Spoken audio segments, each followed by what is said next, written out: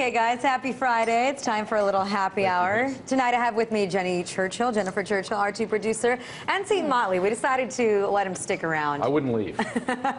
So, first of all, let's just talk about an interesting study that came out today, which I just found kind of funny. They said basically that the more you go to church, the more chances you have of becoming obese by middle age. And they did this by following young adults, but they didn't actually give any reasons as to why it happened in the study, and they tried to act like it's because people that go to church have potlucks and just eat a lot bigger meals.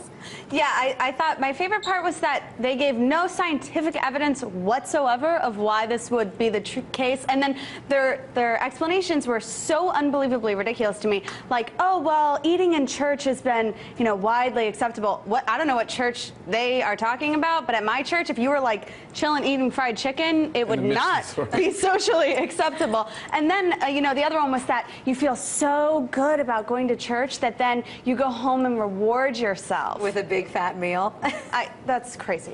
Well, it seems to me that poll is as scientific as saying, you know, most people get up in the morning and the sun rises in the morning. So therefore, because people are getting up in the morning, the sun rises.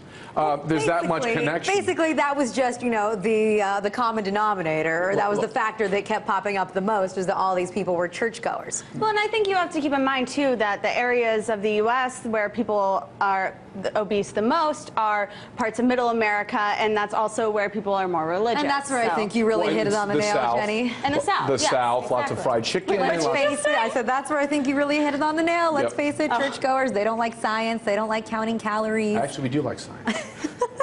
We very much do like most science. of the Republican Party does not. Let's switch really quick. Like real science. To talking. Oh, nice try. Climate gate, anybody? Nice try. Climate gate, anybody? Hide the decline, Let's talk anybody? about some of your friends, Michelle Bachmann, Tim Pawlenty.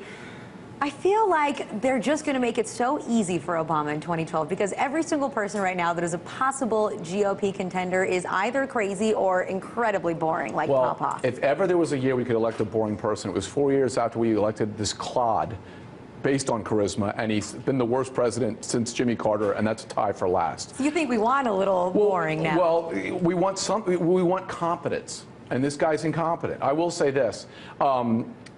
Most of these people are interesting, but the good part about it is, by being interesting in that way, they at least bring something to the table. Well, I have to say, I think that the SNL writers are just like keeping their fingers crossed, like, please, Michelle Bachmann, please win president. But at the same time, I mean, I was really, really disappointed by the recent ad from Pawlenty because his ad for his book was so epic. I told you I watched it like multiple mornings just to get pumped. Like, this is America, yeah. But I think his recent ad to me looked a little bit like that Eminem Super Bowl ad with the Detroit. He was trying to make it a little gritty. Didn't really work for me. Well, but personally, I don't know. I'm don't kind of work scared. against character. You know, you can't try to create charisma where there's not, and he was trying to do that with the cartoon. Well, Obama is charismatic, and on your point as to whether people want someone who is competent, I think perhaps he's a little too competent. The bloom is off the rose. Too much of a slimy schemer. Well, no. They need someone like George Bush back who just says it straight and simple. And did you just call Obama a slimy schemer? I absolutely did. She's right. That. Okay. She's right. And just think about it this way. This is why I think he's eminently beatable.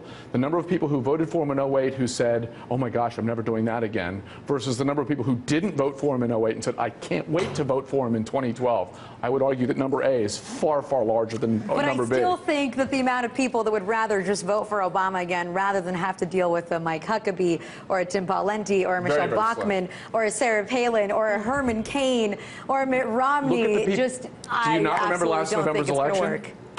They elected 87 Republicans in the House. And now we're seeing backlash to that. No, we're not.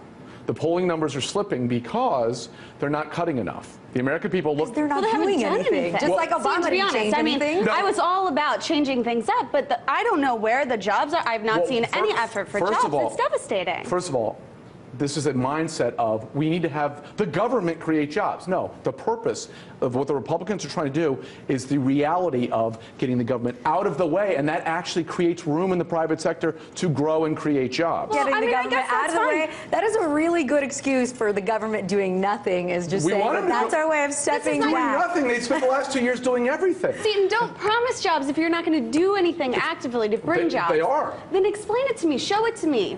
Cuts. Well, first of all, the problem Paul, if there's one person, because we got to wrap it up here, if there's one crazy that you would actually find more amusing than Obama, or that you would want to go up against him, who would it be? My 1.5 favorites aren't crazy.